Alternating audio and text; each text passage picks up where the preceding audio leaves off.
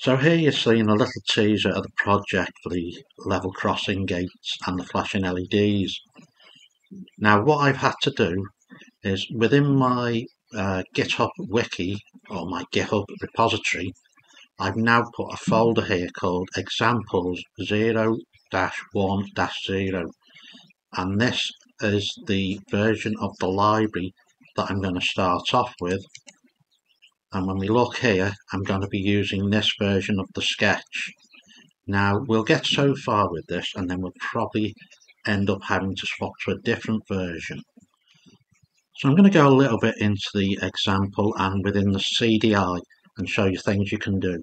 So you'll notice you can change the name of the node or node name here and the node description.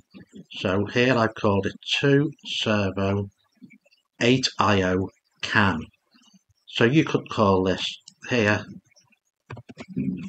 level crossing and write this. And what this will do next time you start up this within JMRI, this will now appear so you know you're in the right node.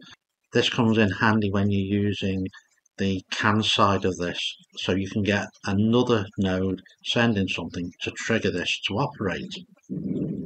So we'll move now to the servo 1 and I'll call this B1. Click on write. The next thing I need to do is set up the position of the barrier for position 1.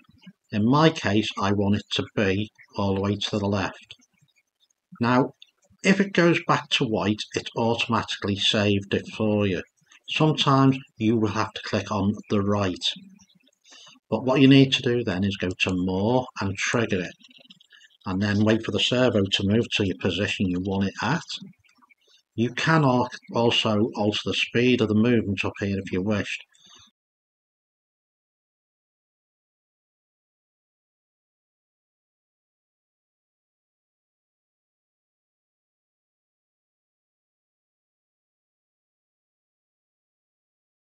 But looking at that, it needs a slight change. As you've seen there, it went straight back to white. It went yellow and white, so it's automatically updating it on the fly. The next thing I need to do is set up position 3. Now, for me, I need this to be approximately here. Now there you'll see it stayed yellow, it hasn't gone white. So if that happens, click on write. I believe there is a fix for this coming in version 5.9.6 of the beta release of JMRI. So what you need to do is go to here, trigger it, check that out.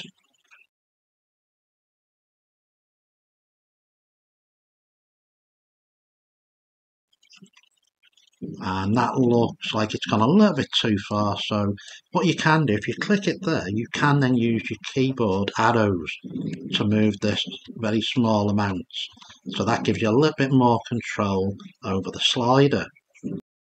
I'm going to end this video here because I'm suffering with a bit of a bad throat and it's bonfire night and trying to talk over the fireworks is getting a little bit difficult.